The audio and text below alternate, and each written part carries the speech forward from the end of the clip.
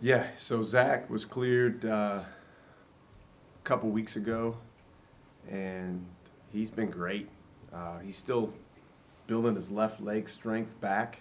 Anytime you're out, there's an adjustment period when you come back, just in terms of the muscles and the leg operating at a high level. But he's been terrific in terms of just his impact on his teammates, his impact on winning on the floor. He was our rebounding interval champion last week. We brought refs in last week and we did what we call our summer championships, where we just basically play. And he got a rebound every 3 minutes, which is what we brought him here to do. So it's been good. He's still got a lot of progress to make just to get himself all the way to full speed and fully connected with his teammates. But really, really glad to have him out there. Especially, he was very anxious, coming in here and then having to wait a month and a half to get going. Everybody's healthy except E. E had surgery on Monday. He had a stress fracture in his knee that was kind of there, and he didn't say anything, and we saw it, and it affected his leg. He was still able to kind of do what he did, but it was starting to get worse, and it was not healing. So he needed to have a surgery, just because we didn't know if we left it alone if it was going to be able to heal. He didn't do much this summer in terms of workouts, and it wasn't healing the way it needed to. So the doctors and E made a decision to have surgery, and he was super excited about it. Surgery went well. I think he's the type of guy that he's used to surviving, and he's used to just fighting through things. But I think he's very, very excited to get himself 1,000% healthy once he recovers from this surgery and have a chance to be his best. What's the timeline recovery on It's a while. I mean, it's for just the bone to heal by itself after this surgery is 4 months. And then that's not to mention, any type of recovery as it relates to getting back on the court and the process to get back to full speed. How's he looking? Maybe. Well, what I told him was your long-term growth and success is most important. So we talked about a mindset of, if it makes sense, redshirting. If you come back and you get cleared and you're kicking butt out there and it makes sense, and we still have the majority of our season in front of us, then we'll make that decision. But as I've always told players over the years, that's going to be his decision. I think he's got a really, really bright future on and off the court. So we're going to prioritize the long term over the short term. Yeah, I mean, in this case, you're talking about a guy that, the background he comes from, he's a survivor, and he's someone who's kind of used to taking care of things by himself. And this environment here at Marquette has been so good for him in terms of all the people that are around him, the extended staff that's here to support him. And I think E, as much as anyone on our team, appreciates that. And he loves being here. He loves the fact that, folks like Merrill and Adrian upstairs truly care about him as a person and want to see him grow. And his development's been phenomenal. Sometimes you don't see the basketball success until a little bit down the road, but that's, par for the course in terms of just how it works at this level. And, we're here to support him. He's doing great in school. He's grown a lot as a person, and just excited about where he's gonna go. But the rest of our guys are healthy and doing really, really well. Oso had a great summer, following up a great spring, so we're excited about where he is. Tyler Kolick, those two were by far our best leaders this summer. We define leadership as the ability to make people better. And those guys did a great job of that consistently throughout the summer. Oso led our team in deflections, which, as you guys know, is a huge stat for us over all of our workouts from June until now.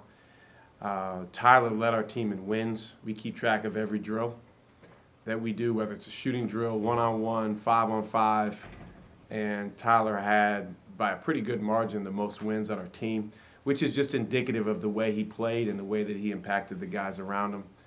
Those guys had a really good summer. Our freshmen did well. Those guys, I think I told you guys at the beginning of the summer, they're a little bit ahead of where last year's freshmen were, just on the basketball side in terms of making that adjustment. Now, when they get back here in late August, it's going to be a different world than what they saw this summer. More people here, busier schedule, more classes, more demands on their time, more potential distractions that we have to help them avoid.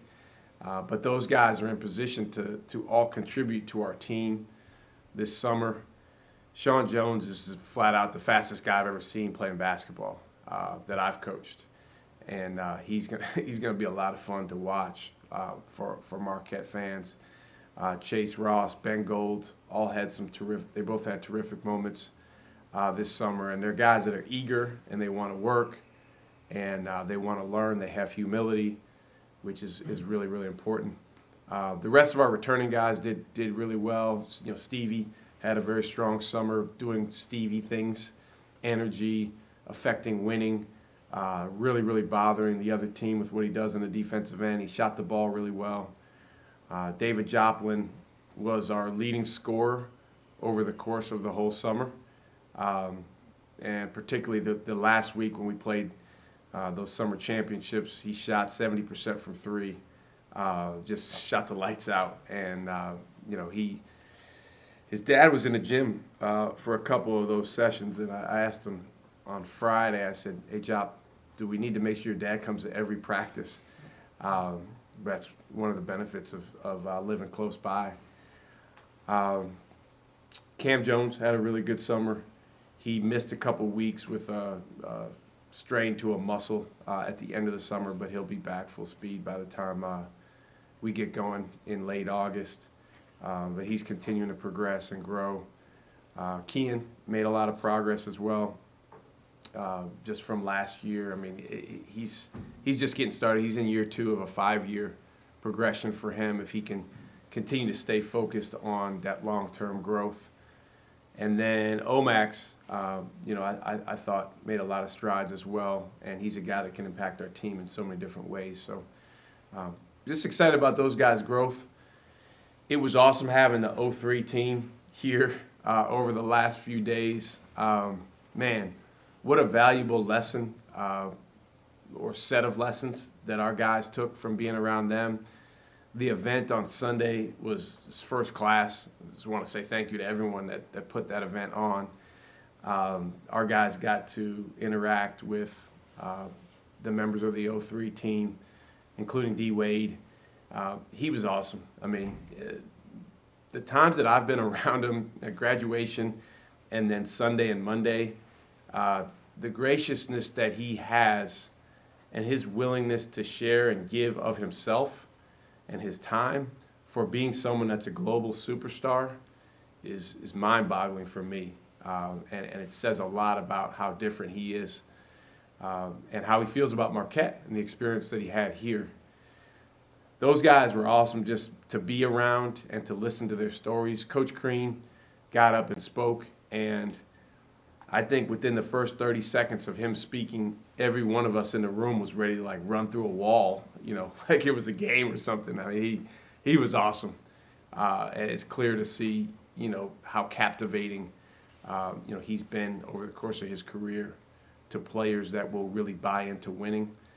And then, you know, to hear from Diener and D. Wade and Novak, Rob Jackson and Scott Merritt, and listen to all those guys' stories, it's just terrific for our players.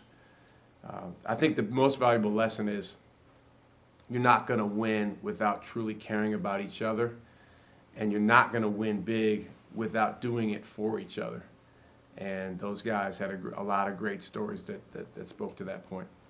Yeah, I thought about that a lot as I was listening to these guys' stories because we didn't have a D. Wade, but you know, we had similar experiences as a team from the standpoint of going through adversity, overcoming adversity, coming together around challenges, figuring stuff out, hard practices, moments being tough, conflict.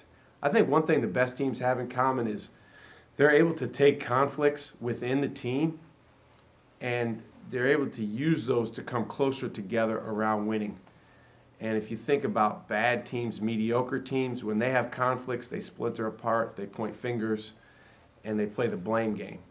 And that team, they they talked about some of their practices in the old gym, and they told a lot of stories about Coach Crean, and how much of a maniac, as in a good way, that he was. But they came together from that stuff, and that reminded me of a team that I had a chance to be around in 2011.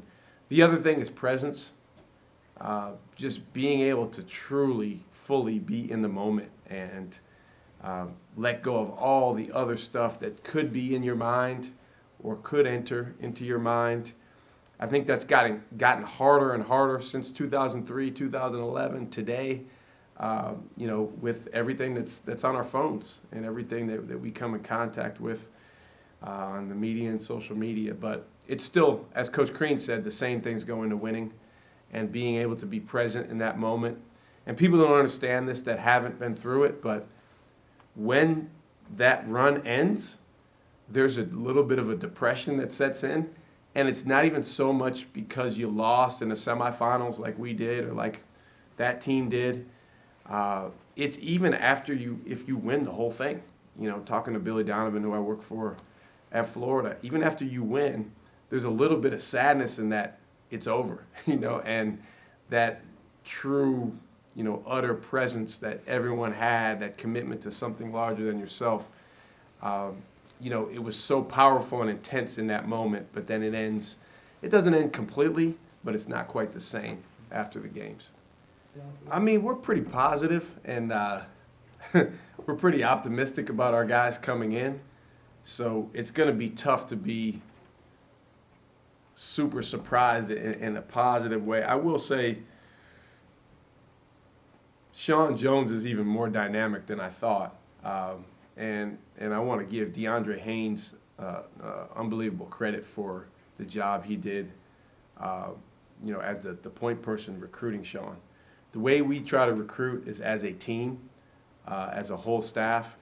But Coach Haynes did a great job from the get-go of getting here last spring, identifying him and saying, hey, this is a guy that we need to go after. This is a guy that fits our style of play, and this is a guy that fits our culture. And he was exactly right. So that's been, I don't want to say a surprise because we were really high on Sean coming in here, but he's been even better than we thought. But our guys are making progress. I think the exciting thing is going to be there's a lot of new roles that guys will be in when you take Justin and Greg and Daryl and Kerr out of the mix from last year. You add our 4 new guys, and then you have the returning guys all, take a step. There's still a lot to be figured out in terms of who's going to be in what role. I think the biggest thing with Jop is just continuing to enhance his confidence and build that belief in himself. It's interesting talking to him about his career at Brookfield Central. The main thing that he points to is he's just like, with each year I was more confident.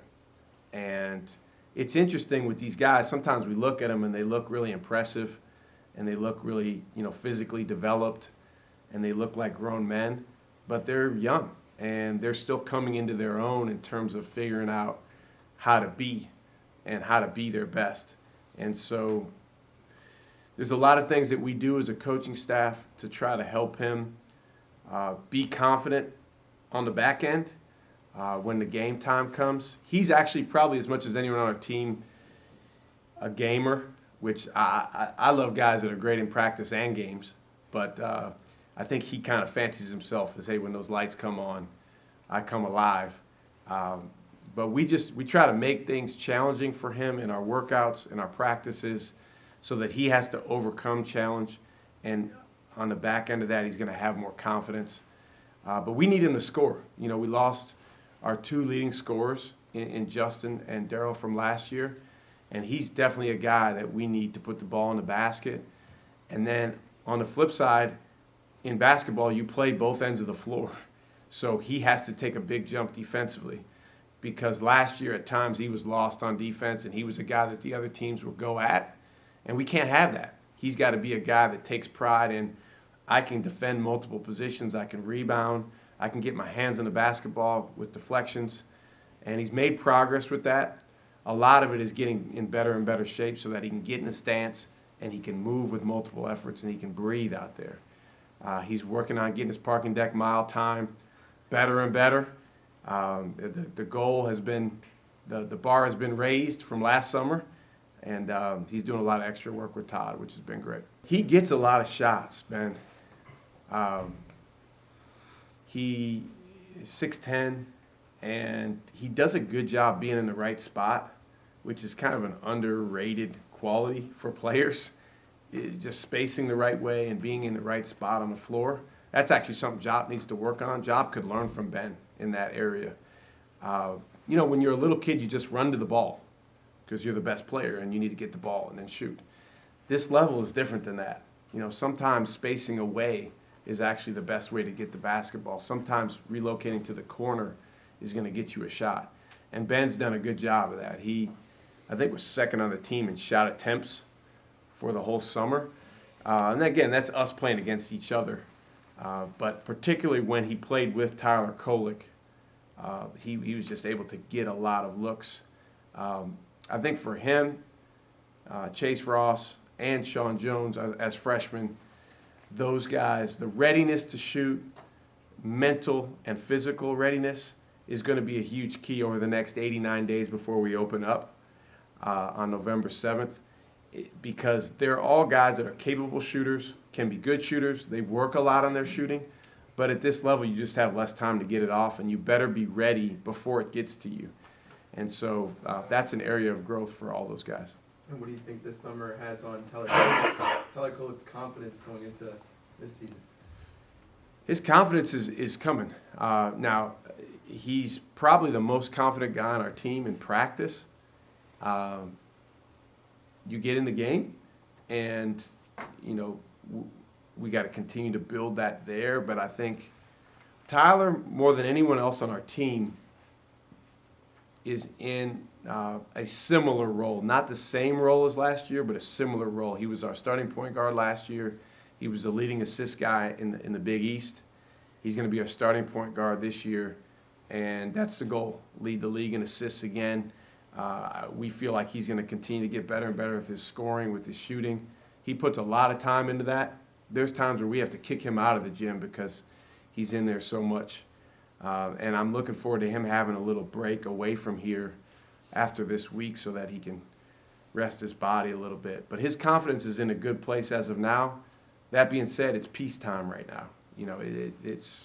It's really, really easy to feel good about yourself as an individual or as a team in August. And the exciting thing is when we get to November, December, then conference play, our ability to withstand the challenges that come our way, stay together, and remain confident. And I always believe that confidence, if it's only derived from yourself and what comes inside of you, it's going to be short-lived and there's going to be a cap on it. But if the confidence, if you look at that picture right there, if the confidence comes from the guys around you and the impact that they have on you and the feeling that they have about you, then you really have a chance to be larger than life. And that's what we need from Tyler, Oso, and all of our guys this year. Well, it's a great point because it's been over a year, but in a lot of ways it's just kind of getting going and it's evolving.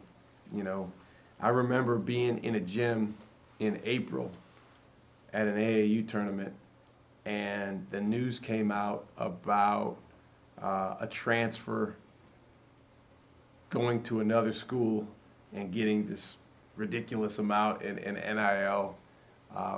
Now, again, technically the rule is you're not allowed to use NIL as a recruiting inducement, but I think we all know that's going on.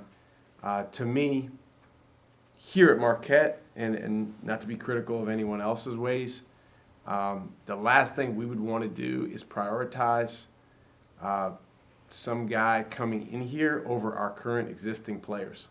Like, that doesn't make any sense to me. If you've worn the jersey, if you've won games, then like you have more invested in that program than anyone else. Now, that probably eliminates us, from a transfer like that. And we'll play against guys like that for sure this year in our league. And we'll have to deal with them from a basketball standpoint. But to me, we have guys on our team that are starting to benefit from NIL. I think it's great. I'm grateful to be at a place where guys can do that. But we've told our guys from the very beginning, our job is to make sure that we support you all around, 360 degrees. If NIL is part of that, absolutely. We'll do everything we can from our end under the rules to support that. But the most important priorities for you long term are your growth as a person, your academic and your basketball success. And at the end of the day, when we look back at your time at Marquette, if you feel like you've done great in those three areas, regardless of whether you made X amount in NIL, Y amount, Z amount, you're going to look back just like those guys from the 2003 team look back, and you're going to feel good that, hey, Marquette was a place where I grew, I became the best version of myself, and I kicked butt on the court and in school. The size of the facility here, we're going to focus that game on our students. We think it'll be a heck of an atmosphere with our students, and we really, really appreciate all of our fans and the way that they make our home atmosphere so incredibly special. Ben Gold came on his recruiting visit when we played Villanova at home, and the way our crowd was, the way our fans were, that went a long way into him coming to Marquette. Sean Jones, Chase Ross, they came here for Big East games after they had signed to play with us. And the way our crowd was, the way that those games made them feel, went a long way into affecting their preparation and what went into them getting ready to get here. So I want our fans to know you guys have a huge impact, not only on our current team and our current players, but on our recruiting.